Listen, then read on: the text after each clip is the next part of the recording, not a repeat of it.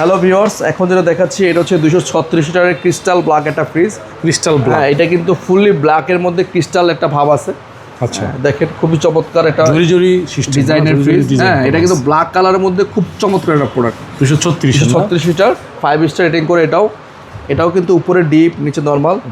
দেখেন ডিপ এবং নরমাল সাইজটা 236 লিটারের। হ্যাঁ, এটাও খুব চমৎকার প্রোডাক্ট। আজকেও কয়েকটা চলে গেল, এই যে দেখেন আপনার পিছনে যাচ্ছে।